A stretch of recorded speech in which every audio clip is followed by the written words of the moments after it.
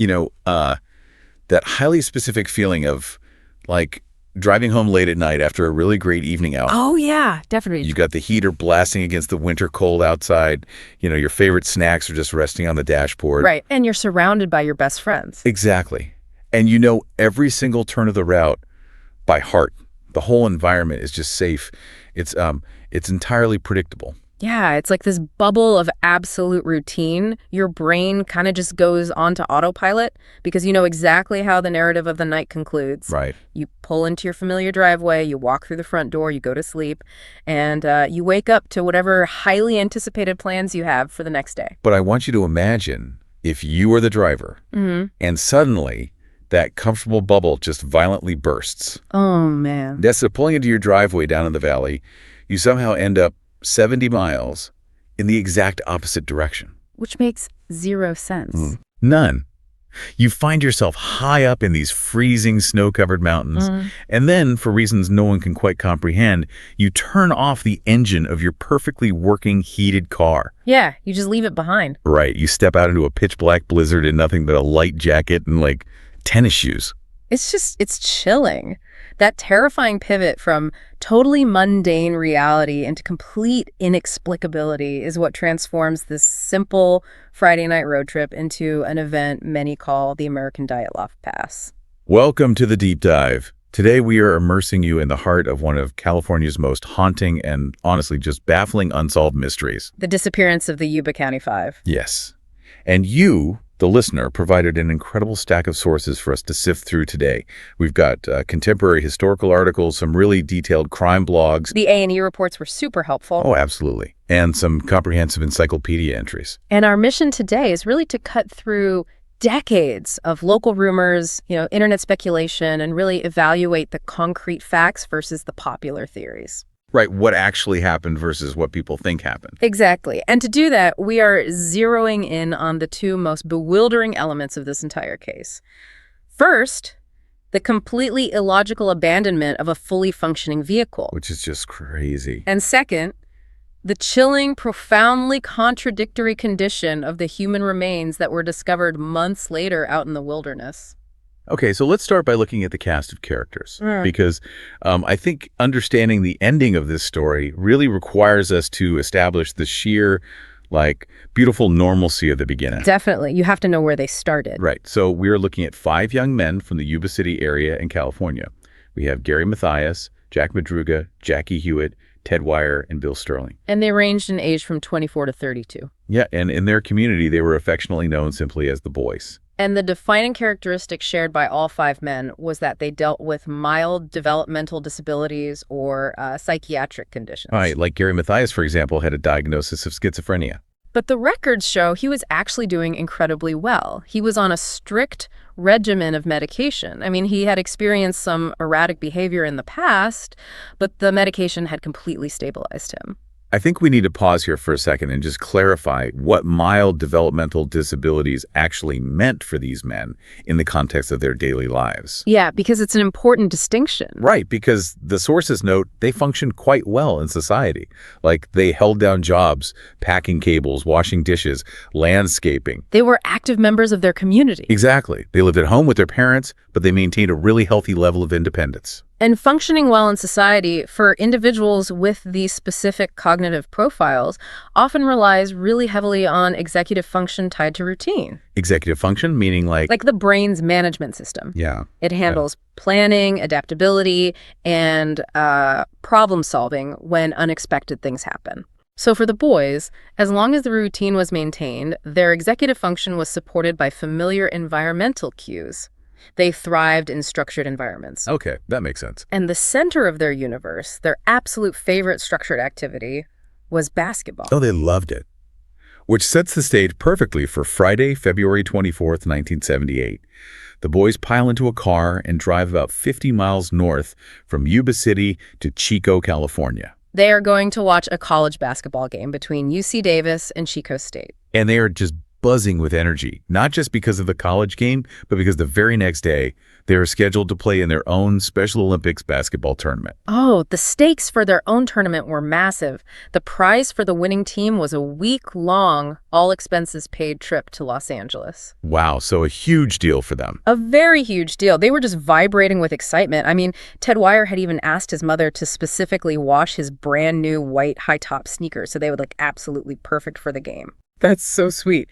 And several of the men had laid their freshly pressed uniforms out on their beds before even leaving for Chico. So they had every motivation in the world to get back home safely that night. Right, they had places to be. So the college game ends, UC Davis takes the win, the boys jump back in the car and make a quick stop at Bears Market in downtown Chico just before closing time. Just grabbing some snacks. Yeah, standard road trip fuel. We are talking a Hostess cherry pie, a lemon pie, some candy bars, Pepsis, and chocolate milk. And leaving Chico, the route home is incredibly straightforward. You literally just merge onto Highway 70 and head straight south. Right. It is a familiar, easy, completely paved drive right through the valley back to Yuba City. But the boys never made it back to Highway 70. They didn't go south. No, they didn't. Instead, they drove 70 miles in the wrong direction. Yeah. They headed east, ascending deep into the winding, treacherous, and snowy Plumas National Forest. Which is where, days later, the first massive anomaly of the case is discovered. A forest ranger actually stumbles upon Jack Madruga's car, the Mercury Montego. Right. It's a turquoise and white 1969 Mercury Montego, and it is parked on a bumpy, unpaved mountain dirt road at an elevation of 4,400 feet, like right at the snow line. I was looking at the police report details from the sources, and this is where my brain just absolutely short circuits. Yeah, it's wild. When investigators found at Montego, it wasn't broken down. The engine wasn't flooded. The battery wasn't dead. It had a quarter tank of gas left. Right. The police literally leaned under the dashboard, hot-wired it, and the engine purred right to life on the very first try. It was in perfect working condition. The car was merely resting in a shallow snowdrift. Like barely stuck. Exactly. The investigators at the scene noted that 5 healthy men, and remember, these were strapping guys who played heavy basketball, they could have easily pushed that car out of the rut. Yeah, without a doubt. But there were 0 physical signs around the tires that they had even attempted to push it. It gets even stranger when you look at the undercarriage, because a 1969 Mercury Montego is like a low-riding boat of a car. Oh yeah, it's not meant for off-roading. Not at all. Taking that vehicle up a deeply rutted, pothole-filled mountain logging road in the pitch black should have ripped the exhaust pipe right off. It should have been destroyed underneath. But the undercarriage was pristine. There were no dents. There were no scrapes. There wasn't even mud caked on the low-hanging muffler. Which reveals something so vital about the psychological state of whoever was actually behind the wheel. Right, because to navigate that terrain without damaging a low-riding sedan requires driving with just agonizing, meticulous care. Dodging every single rock and rut. Yeah. Alternatively, it means the driver knew that specific remote dirt road intimately. Yet Jack Madruga, who notoriously never let anyone else drive his beloved Montego, had no known familiarity with that desolate area of the Plumas National Forest at all. Not to mention, the police also noted the keys were missing, and one of the windows was rolled down. In sub-zero temperatures. Right. Let's think about this through a modern lens for a second. If you are using a GPS today, and it glitches, taking you off a well-lit paved highway and onto a dark, snowy logging road, you don't just keep driving carefully into the abyss for 70 miles. No, of course not. You pull over, you execute a 3-point turn, and you go back the way you came. Exactly. And if you do get stuck, you certainly do not abandon a working, heated shelter to walk into a blizzard without heavy winter coats. Leaving the vehicle defies all conventional human logic. When we look at the psychology of survival, human beings universally cling to their shelter when threatened by the elements. Yeah, that's just instinct. That car was a survival pod. It had a working heater, a radio, soft seats, and protection from the wind. Abandoning it voluntarily goes against our most primal survival instincts. So since the physical evidence of the Montego offers absolutely zero logical rationale for why they stopped driving or why they left the safety of the cabin, we have to examine the human element. Did anyone see who parked that car? Right, because it turns out someone was actually sitting in the dark just 150 feet away. Yeah, Joseph Schoens. Right, we were talking about Joseph Schoens. He is a 55-year-old local man who just happens to be stuck in the snow on that exact same remote dirt road on that exact same night. But Shones isn't just mildly inconvenienced, though. While he is trying to push his Volkswagen Beetle out of the snow, he actually suffers a mild heart attack. Oh, man. Yeah. He climbs back into his car, lying across the seats, experiencing agonizing chest pain, and terrified he is going to die out there alone. That is terrifying. According to Shones' police statement, around 11:30 p.m., he sees headlights pull up behind him. And he watches a group of people get out of a car. Right. And in his account, he specifically thought he saw a woman holding a baby among the group. Which is a very weird detail. Super weird. He also hears them whistling. Desperate for medical attention, Shones yells out into the dark for help. And immediately, the whistling stops, and the headlights of the other car are switched off. Later in the night, he sees flashlight beams moving through the trees. He yells out again. Once again, the lights instantly go out. See, I have to pause here and seriously question the reliability of this account. Yeah. We have a man actively having a heart attack. True. He is in excruciating pain, experiencing extreme physiological stress, completely isolated in a pitch-black, freezing forest. Yeah, his state of mind was definitely compromised. Right. How much of his sighting is grounded in reality, and how much is a pain-induced, oxygen-deprived hallucination? Especially the incredibly random detail of a woman holding a baby in the middle of a blizzard. Extreme sensory deprivation combined with medical trauma absolutely makes for highly unreliable witness testimony. I mean, it has to, right? Oh, hallucinations under those specific environmental conditions are super well documented in survival psychology. You hear the wind whistling through the pines, your brain interprets it as human whistling. Oh, wow. You see shadows cast by moonlight, your brain conjures a woman and a baby. That actually makes a lot of sense. However, we cannot simply dismiss Sons entirely because the physical reality anchors his story. Right, the cars. Exactly. The next morning, when he recovers enough to actually walk down the mountain, he walks right past Jack Madruga's abandoned Mercury Montego. His car was undeniably stuck just yards away from theirs. So they were definitely on the mountain at the exact same time. But the sources also mention another major sighting days later, much further down the mountain in a town called Brownsville. Yeah, this one is interesting. A local store clerk claimed she saw 4 of the men pull up to her shop in a red pickup truck. Okay. She testified that 2 of the men, Jackie Hewitt and Bill Sterling, used a phone booth outside the store, while the other 2 came inside to buy burritos and chocolate milk. Which, I mean, that sounds plausible at first glance. They like chocolate milk. They had bought it earlier that night. Right, it fits their profile, sort of.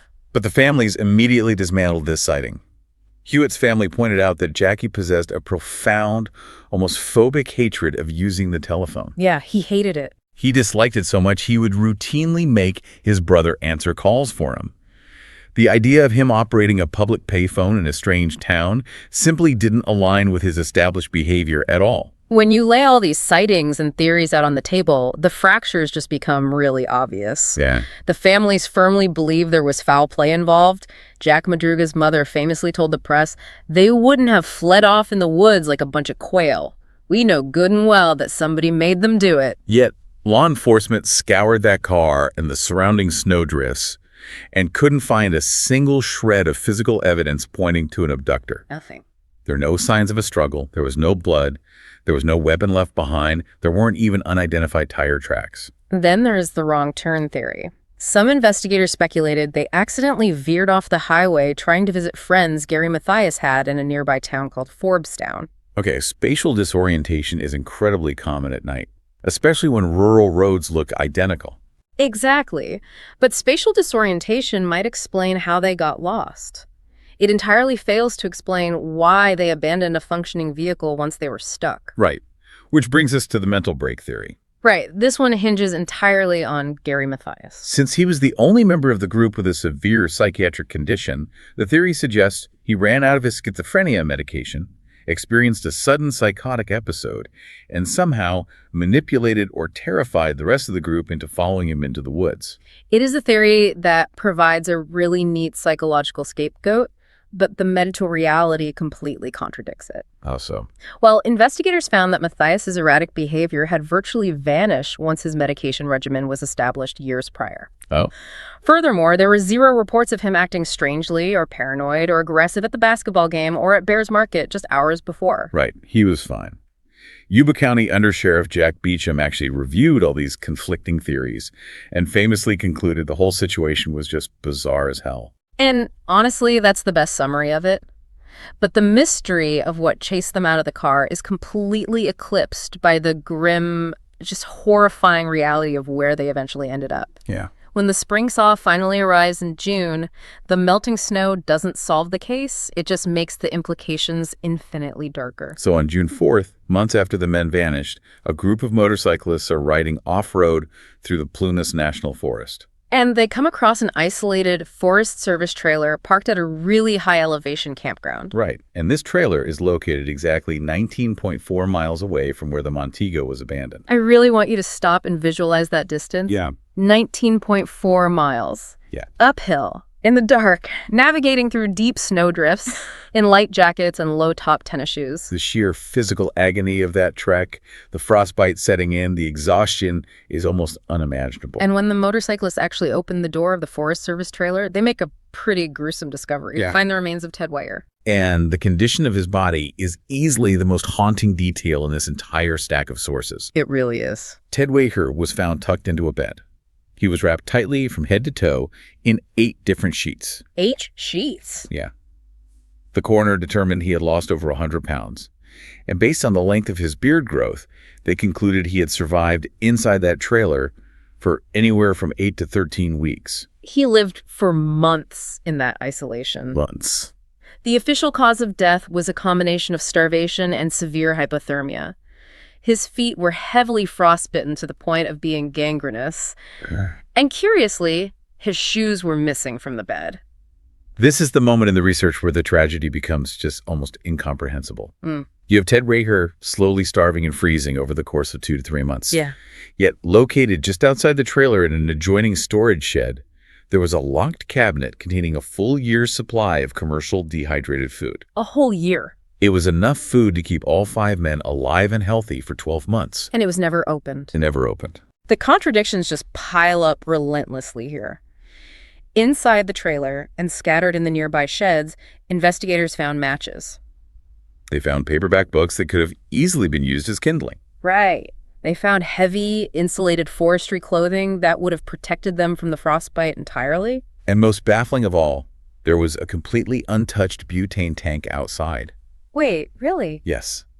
If someone had simply walked out and turned the external valve on that butane tank, the trailer's internal gas heating system would have activated, providing endless warmth. Wow. Think about the analogy of cognitive paralysis here. Okay. I think of the brain's executive function like a train running on tracks. Your daily routine, your known environment that is the track. It tells you exactly where to go. Right, it guides you. For these men, when they were plunged into an unstructured, terrifying wilderness, the tracks simply vanished. And a train doesn't just spontaneously learn to drive off-road. Exactly. It derails. It is like being locked inside a fully stocked grocery store, but you slowly starve to death in the aisles because the lights are turned off and the store manager isn't there to tell you it's okay to eat. That is a brilliant way to conceptualize it. Their disabilities left them highly vulnerable in novel, high-stress environments. Yeah. The families actually confirmed this lack of adaptability, particularly regarding Ted Weyer. There was a well-known anecdote where Ted's house caught on fire, and he stubbornly refused to get out of bed. Wait, his house was on fire? Yes, on fire. And he wouldn't leave because he was terrified he would oversleep and be late for his job the next morning. His brother literally had to physically drag him out of the burning building. Wow. They were bound by the rules of society to a fault. Exactly. The sources strongly speculate they might have been paralyzed by the fear of doing something illegal. Like breaking into the food lockers? Right. They saw the Forest Service locks on the food lockers and the supplies, and they were terrified that if they broke in, they would be arrested for theft. They rigidly followed the rules of society right up to the point of their own deaths. But here is the critical piece of forensic evidence inside that trailer. Ted Weyer did not wrap himself tightly in those 8 sheets. How do you know that? With severe, gangrenous frostbite on his feet, pulling heavy fabric over his toes would have caused excruciating, blinding pain. He couldn't have done it himself. Oh, I see. Someone else was alive inside that trailer with him, physically tucking him in and caring for him. Yeah, we know they didn't entirely ignore all the food. They found 36 empty military C-ration cans in one of the unlocked sheds. Right. And the way those specific cans were opened provides a massive clue. Yeah, tell me about that. One of the cans had been meticulously opened using a P-38 military can opener. Okay, what is that? It's this tiny, specialized tool that requires specific, fine motor skills and training to actually operate. Oh, gotcha. Only 2 men in the entire group had military experience and would actually possess the knowledge to use a P-38.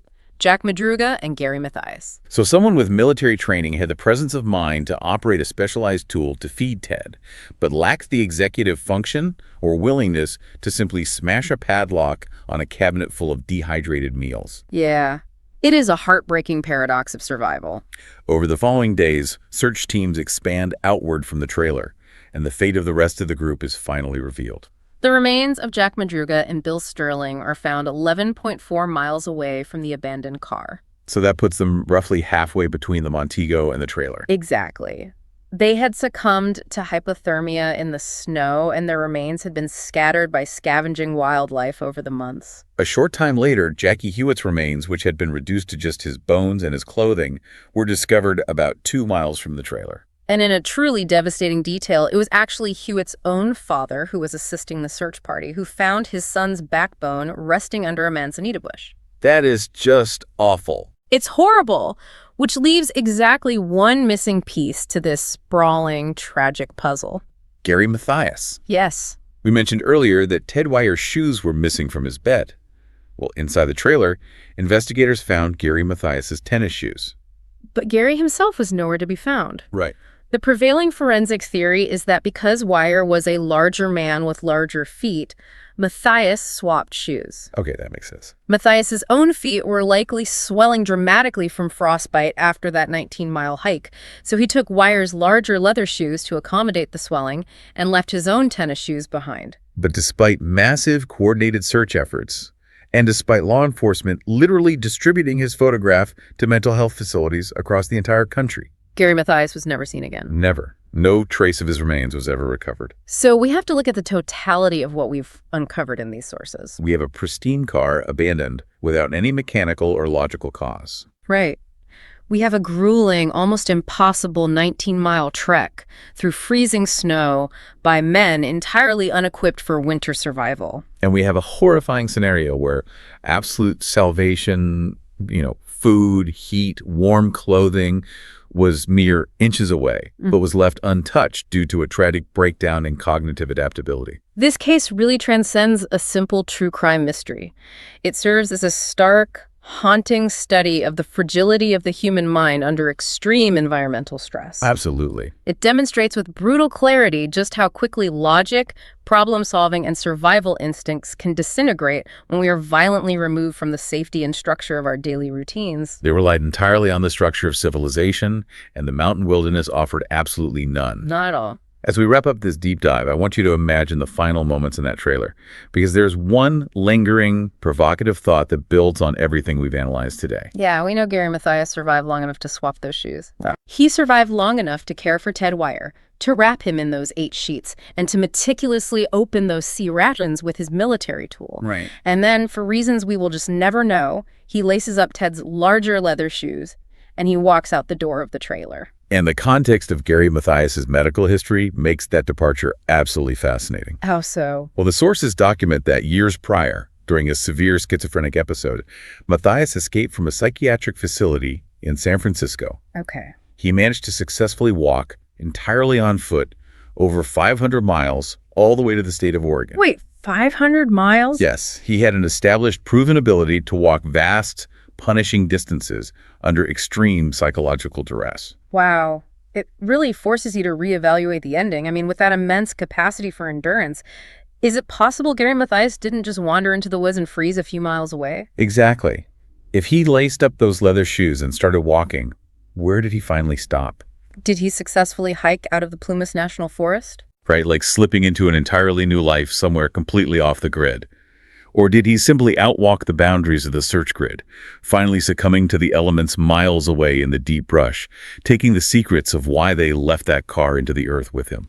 We expect mysteries to have a clean resolution, to be neatly solved or definitively unsolved. But the Yuba County 5 leaves us entirely in the dark.